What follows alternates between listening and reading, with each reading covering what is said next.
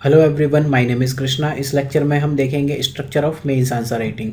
Guidance series का एक और इम्पॉर्टेंट वीडियो है। इसमें हम क्वेश्चन उठाएंगे GS1 का रीजनलिज्म से। तो प्रीवियस ईयर क्वेश्चन उठाएंगे हम। क्यों उठाएंगे प्रीवियस ईयर क्वेश्चन? क्योंकि अगर हम बात करें जैसे 2019, ये पूरी गाइडेंस सीरीज़ में मैंने आपको बताया है कि पूरे पे क्वेश्चन ही रिपीट हो रहे हैं। यहाँ 19.5, यहाँ 20 आउट ऑफ 2017 विद प्रूफ आपको बताया है। प्रीलिम्स में भी कैसे आपको करना है, ये 2050 सीरीज़ ये कैसे आपको हेल्पफुल है, तो आपको देखनी चाहिए। आपको समझ में आएगा कि किस तरह से प्रीवियस ईयर क्वेश्चन ही इंपॉर्टेंट है, ना कि फालतू के जो ये ऑनलाइन वेबसाइट इस टाइप के पोर्टल हैं xyzis.in/आंसर writing. These are not very much beneficial. तो अगर हम बात करें GS1 रीजनलाइजेशन, इससे एक क्वेश्चन 2018 में पूछा था। 250 वर्ड्स 15 मार्क्स। अगेन लॉजिक क्या है, 10 मिनट के लिए आपके पास है, 10 मार्क्स के लिए है आपके पास 7 मिनट, तो 15 मार्क्स के लिए आपके पास हुए 10.5। तो इसके लिए आप 10 से 12 मिनट यूज़ कर सकते हैं, डिपेंडिंग अपॉन कि आपको वो टॉपिक कितना अच्छे से आता है। तो इस क्वेश्चन में अगर हम देखें, पहली चीज़ डिस्कस पूछा हुआ है, डायरेक्टिव वर्ड। ठीक है, डिस्कस से पूरा flow of answer he change हो जाएगा। क्वेश्चन है GS1 में और इसने पूछा इकोनॉमी के लिए, तो GS1 और GS3 दोनों का अप्लाइड क्वेश्चन है, लेकिन आपको GS1 पे ज़्यादा ध्यान देना है। रीजनलिज्म टॉपिक है, अगर आपको सिलेबस याद हो GS1 का तो उससे है। ठीक है, डिस्कस करो कि क्या formation of new states in recent times. अब रीसेंट टाइम क्यों लिखा है, फॉर्मेशन ऑफ न्यू स्टेट्स भी लिख सकता था। इसका मतलब they want case studies of recent states. इससे आप इंट्रोड्यूस कर सकते हो, इससे आप पूरी केस स्टडीज़ दे सकते हो। दैट इज़ बेनिफिशियल और not for the economy of India. तो डिस्कस करते हुए हम कुछ एग्जांपल्स देते हैं। तो हमें यूपीएससी ने एक डायरेक्टिव वर्ड के साथ में एक हिंट भी दे दी कि आपको रीसेंट टाइम्स के स्टेट्स ही उठाने हैं। अब रीसेंट टाइम में स्टेट तो एक तेलंगाना बना है, लेकिन अब इन्होंने कहा न्यू स्टेट्स, तो एक स्टेट की आप बात नहीं कर सकते, आपको 2000 में बने 3 और स्टेट्स की बात करनी पड़ेगी, उत्तराखंड, झारखंड और छत्तीसगढ़। तो जब डिबेट करने की बात आती है, डायरेक्टिव वर्ड है डिस्कस का मतलब डिबेट, तो ये डिबेट इस टाइप की नहीं होनी चाहिए जो हमारी होती है। He is a very good person, लेकिन वैसा हमें अच्छा पर्सन नहीं बनना है। Debate on topic from both point of view, आपको दोनों पॉइंट ऑफ व्यू से देना है, झगड़ना नहीं है। आप दोनों के लिए रीजंस दोगे, रीजनिंग दोगे, लेकिन रीजनिंग इलॉजिकल नहीं होनी चाहिए। आपको फॉर एंड अगेंस्ट आर्गूमेंट देने, but that should be justified with examine. I will come back to this word, fact, example, case studies. Examine का क्या मतलब है? एग्जामिन मतलब कुछ हो चुका है। एग्जामिन आप देखते होगे, this is also a directive word. तो एग्जामिन का मतलब समथिंग वॉज इंट्रोड्यूस्ड, तो उसमें प्रोग्रेस क्या हुई। जैसे अभी मैंने PM जनधन योजना इंट्रोड्यूस की, एग्जामिन इट्स सक्सेस, तो मैं बताऊंगा कि ये 100% अकाउंट खोलने के लिए थी, अभी तक 80% हो पाई है। तो ये इसकी सक्सेस का एग्जामिनेशन है, मतलब आप कितने मार्क्स लोगे। तो डिस्कस करने के लिए आपको एग्जामिन करना जरूरी है, फैक्ट बताने, एग्जाम्पल, केस स्टडीज़। एग्जामिनर की requirement is not this one but 360 degree debate, जो कि राज्यसभा TV पर होती है और किसी भी TV पर नहीं होती। कंक्लूजन में ऑब्वियसली आप वे फॉरवर्ड लिखोगे, एक बैलेंस्ड व्यू पॉइंट आप दोगे, कंक्लूडिंग रिमार्क दोगे। नॉर्मली अब जब हम कोई भी क्वेश्चन अटेम्प्ट करते हैं, जो भी आपको आंसर राइटिंग पोर्टल मिलेंगे या कोई भी आपको बताएगा अप्रोच, तो आपको 3 चीज़ें बताएगा, एक इंट्रोडक्शन दो, एक बॉडी दो, एक कंक्लूजन दो। लेकिन जब ये डिस्कस का क्वेश्चन है, 250 वर्ड्स 15 मार्क्स, ठीक है, इसके लिए आपको मिलेंगे हर 5 नंबर के लिए 1 पेज मिलता है। तो इसको 1 पेज मतलब इसको मिला के हम 2 पेज कहते हैं। एक पेज का एक साइड इज़ 1 पेज। किसी ने क्वेश्चन पूछा था लास्ट कमेंट में, तो हम पेज और पृष्ठ वाला कॉन्सेप्ट है ना, that is not applicable here. 1 page equal to 1 पृष्ठ हेयर, ठीक है। तो आपको ये 3 पेजेस मिल रहे हैं। 3 पेजेस मतलब एक पेज में हम लिख पाते हैं 60 to 70 to 80 वर्ड्स, ठीक। तो आप अराउंड इतना लिख लोगे, 250 वर्ड्स के आसपास लिख लोगे, 200 वर्ड्स से ज़्यादा लिख ही लोगे। आपके पास टाइम है 10 मिनट प्लस माइनस 1 मिनट, ठीक है, 11 से 12 मिनट है। तो इसमें जब आप डिस्कस कर रहे हो, तो मैं आपको एक अच्छी अप्रोच ये बताना चाहूँगा, जब भी आप बॉडी बताओ, जब भी आप आर्ग्यूमेंट एक डायरेक्शन में देते हो, फिर उसके एंटी आर्ग्यूमेंट देते हो, तब आप उस पार्ट को, उस बॉडी पार्ट को इंट्रोड्यूस करो, आर्ग्यूमेंट्स दो और कंक्लूड करो। मतलब जो आपका ये पूरा स्ट्रक्चर होना चाहिए इस टाइप के आंसर का, it should not be like this कि आपने इंट्रो दिया, बॉडी दिया और कंक्लूजन दिया, यहाँ कुछ लिख दिया, यहाँ कुछ लिख दिया, यहाँ कुछ लिख दिया। It should not be like this. कर सकते हो अगर टाइम नहीं है। What you need to do, यहाँ लोग क्या करेंगे इन जनरल, इंट्रो देंगे, बॉडी में आर्ग्यूमेंट देंगे, pro, argument for and anti. हम बात कर रहे हैं फ्लो ऑफ आंसर की। अप्रोच तो यही है कि इंट्रो दो, बॉडी दो, कंक्लूजन दो, लेकिन हम बात कर रहे हैं फ्लो ऑफ आंसर की। तो ये आंसर का फ्लो कैसे बनेगा? सबसे पहले मतलब अगर ये पेज नंबर 1 ये है, पेज नंबर 2 ये है और पेज नंबर 3 ये है, तो I would like to introduce, मैं यहाँ पर इंट्रो करूँगा, ठीक है। इसके बाद बॉडी लिखना स्टार्ट करूँगा। इंट्रोडक्शन के बाद जो भी चीज़ है कि ऐसा ऐसा हुआ, ठीक है। तो पार्ट 1 के लिए मैं कुछ लिखूँगा, इट इज़ बेनिफिशियल, ये बेनिफिशियल है। यहाँ पर मैं कुछ आर्गूमेंट दूंगा, यहाँ कुछ आर्गूमेंट देते जाऊँगा, एग्जांपल देते जाऊँगा। इसके बाद I need to conclude this, ठीक है, कि ये पॉजिटिव चीज़ें हुई हैं, मुझे इस पार्ट को यहीं कंक्लूड करना है। मतलब डिस्कस का मतलब है जो आप एक फेवर ले रहे हो, you need to conclude it here, ठीक है, इट वुड बी बेटर। इसके बाद आप स्विच करो, एक सडन जर्क मत मारो, ठीक है, कि ऐसा ऐसा हुआ, इससे बहुत फायदा। स्विच ओवर कैसे करोगे कि although it seems it is very helpful but इसमें फिर भी कुछ फ्लॉज हैं। तो स्विच ओवर करने के लिए 2 लाइन सफिशिएंट होती हैं, ठीक है, कि इकोनॉमिक बैकवर्डनेस एक रीज़न था, स्टिल अभी भी ये रीज़न है जिसकी वजह से मतलब अभी हम प्रॉपर नहीं डेवलप कर पा रहे हैं, ठीक है, या इकोनॉमी के लिए बेनिफिशियल नहीं है। अब आप आर्ग्यूमेंट दोगे अगेंस्ट, ये हुआ आपका पार्ट 2 ये वाला आर्ग्यूमेंट अगेंस्ट। तो एंटी आर्ग्यूमेंट दोगे, यहाँ पे आप बात करोगे, जो भी बातें करनी है, फैक्ट दोगे, जस्टिफाई करोगे। इसके बाद आप कंक्लूड यहाँ करो या यहाँ करो, ठीक है। इसके बाद एक इंपॉर्टेंट पार्ट होता है GS1 में। GS1 में इन जनरल वे फॉरवर्ड नहीं होती, इवैल्यूएशन होता है। अब आप पूरी चीज़ का इवैल्यूएशन करोगे, तो इवैल्यूएशन के लिए इतना पार्ट 4-5-6 लाइन में बहुत है। आप बताओगे कि मतलब इवैल्यूएशन में क्या बताओगे, स्मॉल स्टेट्स बने किस लिए थे, अब ये कर क्या रहे हैं, क्या क्या इनका हाल हो गया, पॉजिटिव नेगेटिव। आप इस पूरे पार्ट 1 और पार्ट 2 को समराइज़ करोगे विद पॉजिटिव चीज़ें, इसके बाद कंक्लूड कर दोगे। तो ऐसा नहीं कि मैं आपके ऊपर छोड़ दे रहा हूँ, I am going to tell you कि कैसे करना है। तो समझते हैं इसको कि इंट्रोडक्शन में क्या लिख सकते हैं हम। GS1 का क्वेश्चन है ये, तो बहुत से लोग ज्योग्राफी ऑप्शनल, अराउंड 1/3 लोग ज्योग्राफी से मेंस देते हैं। तो मोस्टली लोग क्या करेंगे, रीसेंट स्टेट्स का मैप बना देंगे अलग अलग, या फिर पूरे इंडिया का मैप बना देंगे।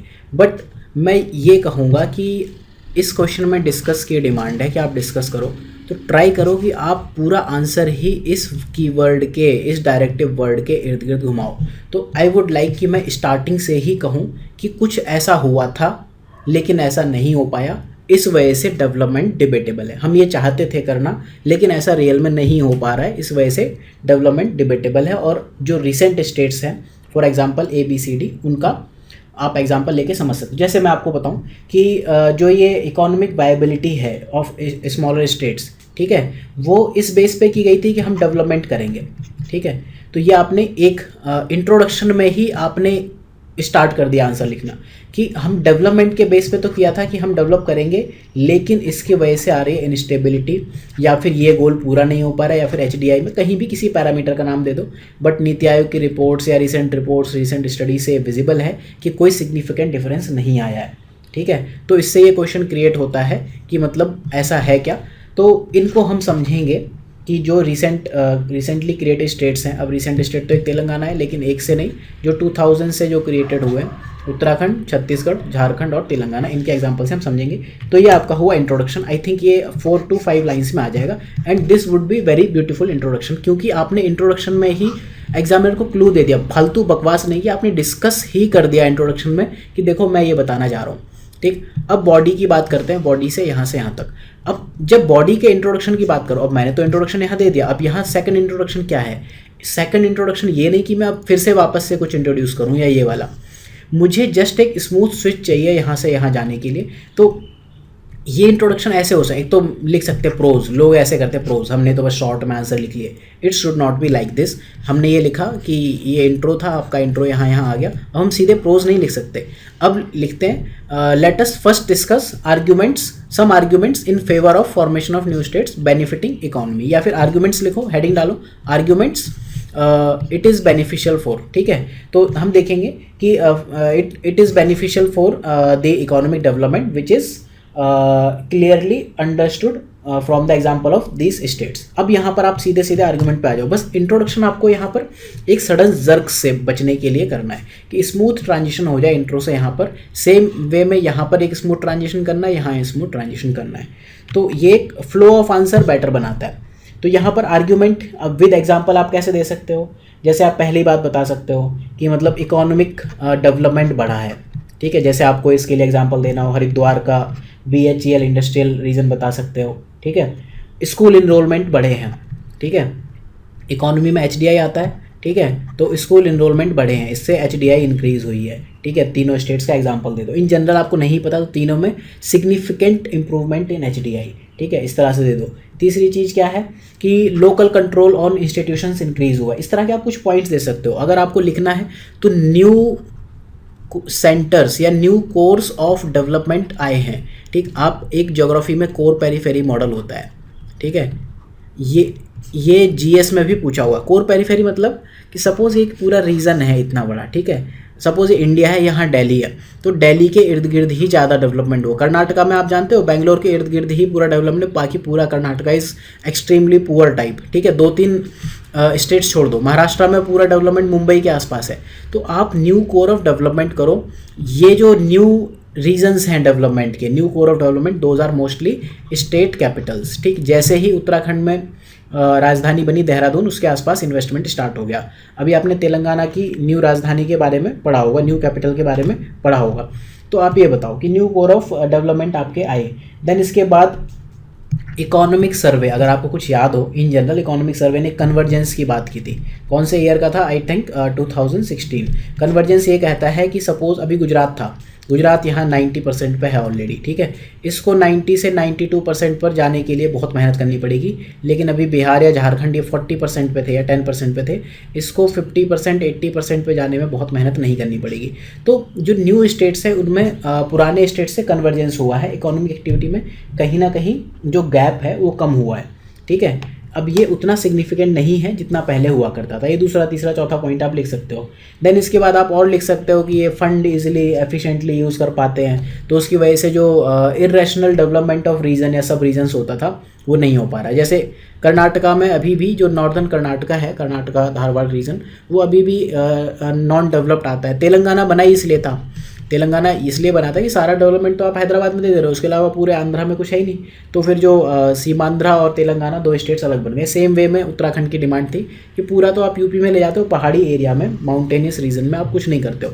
तो इस तरह से आप कुछ एग्जाम्पल्स के साथ में अपने पॉइंट को जस्टिफाई करो। फिर आप अपने इस पार्ट को जो आप इसका फेवर ले रहे हो कि हाँ ये बेनिफिशियल है, उसको आप कंक्लूड करो।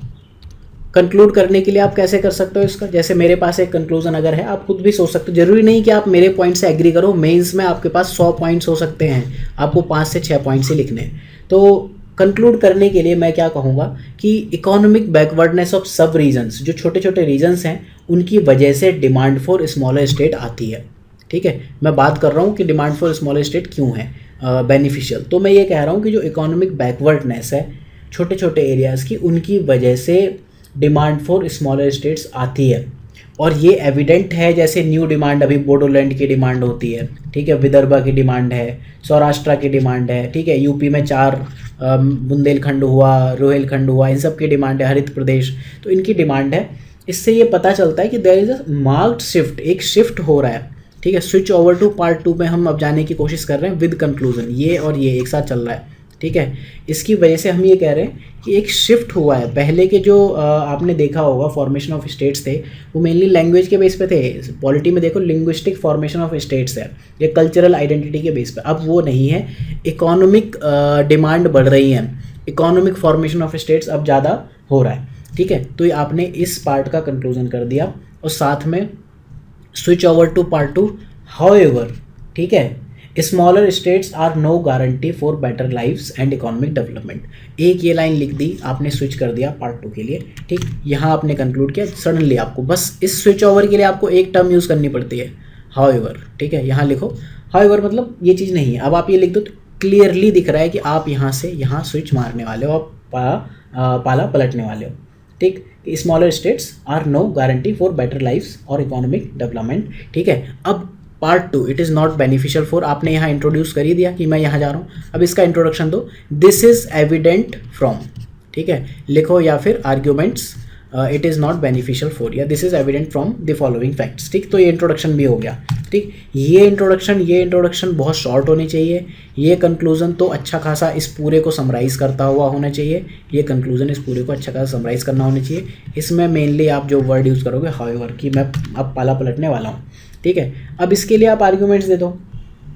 जैसे पहला आर्ग्यूमेंट है एचडीआई में, अगर आप देखो तो उत्तराखंड, छत्तीसगढ़, झारखंड, तेलंगाना ये कंसिस्टेंटली एचडीआई में पुअरली परफॉर्म करते हैं। स्टेट डेवलपमेंट रिपोर्ट जो नीति आयोग की कई आती रहती हैं टाइम टू टाइम, उसमें भी ये पुअरली परफॉर्म करते हैं। दूसरी चीज़ अगर हम बताएं कि जैसे अब केस स्टडीज़ के थ्रू ही देख लो इसको चाहे तो, ठीक है, कि जैसे छत्तीसगढ़ है, छत्तीसगढ़ में आज भी लार्जेस्ट ट्राइबल डिस्प्लेसमेंट है आज भी, ठीक है, रिसेंट टाइम में, और इससे इंक्लूसिव डेवलपमेंट हैम्पर हो रहा है, ठीक। तो आप इसकी हेडिंग या तो छत्तीसगढ़ करके दे सकते हो, मैं इसकी ऐसे देता कि poor inclusive development, for example largest tribal displacement in Chhattisgarh, ठीक है।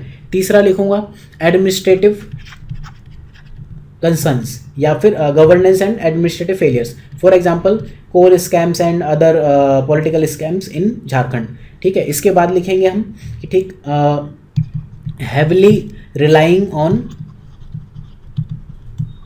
सेंट्रल, ठीक है। जैसे तेलंगाना की बात करो, तेलंगाना में अभी जो नया स्टेट बना है तेलंगाना, जो न्यू इंस्टीट्यूशंस, न्यू राजधानी बन रही है, उसके लिए लगातार डिमांड कर रहे हैं कि हमको इतना पैसा दो, हमको इतना पैसा दो, नहीं तो हम जी नहीं पाएंगे, ठीक है।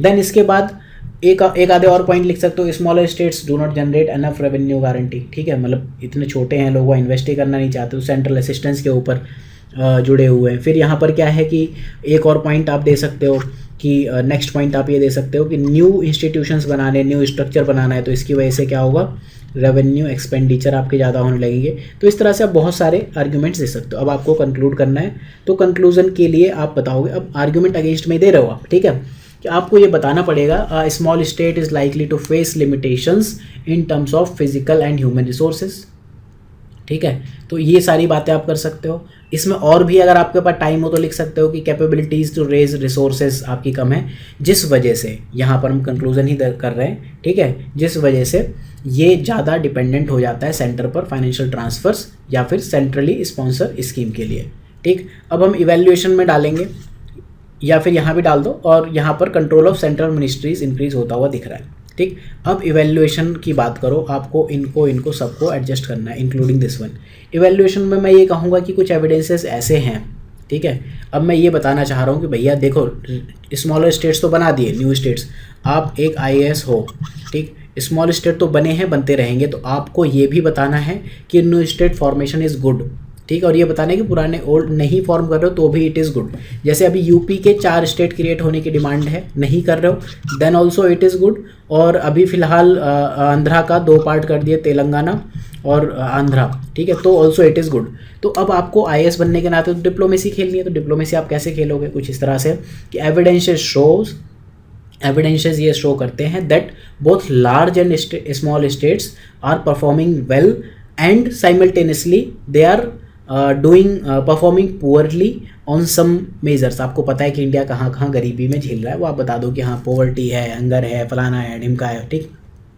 तो अब आप लार्ज स्टेट के बारे में भी कुछ फेवर में दे सकते हो, अभी तो आप स्मॉल की बात कर रहे हो। यहाँ पे आप लिख सकते हो कि अब टेक्नोलॉजी और गवर्नेंस, टेक्नोलॉजी का इरा है, गवर्नेंस का इरा है, तो ये सब चीज़ें हैं, इसकी वजह से अब लार्ज स्टेट्स को गवर्न करना भी रिलेटिवली इजी हो गया है। तो इस तरह से आप कुछ इवैल्यूएशन दे सकते हो। तो इट इज़ रिलेटिवली, हम ये इवैल्यूएशन में ये कह सकते हैं, यहाँ तक बात कर सकते हैं, रिलेटिवली बहुत फ़र्क नहीं पड़ता है। कंक्लूजन में हम ये कह सकते हैं कि instead of focusing on new state creation, हमें जो अभी करंट पॉलिटिकल स्ट्रक्चर है उसको हम चाहें तो फॉलो कर सकते हैं, ठीक है। तो हम ये बताएंगे उसकी वजह से जो पॉलिटिकल इंटरेस्ट हैं, वो जो सोशो इकोनॉमिक इंटरेस्ट को मतलब शट डाउन कर दे रहे हैं, ओवरशैडो कर दे रहे हैं, ठीक, वो भी इस चीज़ की वजह से धीरे धीरे कम होगा। तो अल्टीमेटली आपने एक पॉजिटिव वे में कंक्लूजन भी दे दिया कि मतलब ये करो तो ठीक है, नहीं करो तो भी ठीक है, और नहीं करो तो आपका फ़ायदा ही फ़ायदा है, कर लो तो भी ठीक है, ठीक। So this should be approach या फ्लो ऑफ आंसर राइटिंग। आपको अगर कुछ और लगे बेटर तो यू कैन डू और synopsisize.in/answer writing, आप इस पोर्टल पर जाके ये सब आंसर्स लिख सकते हो। So thank you for listening. अब बस बहुत हो गया।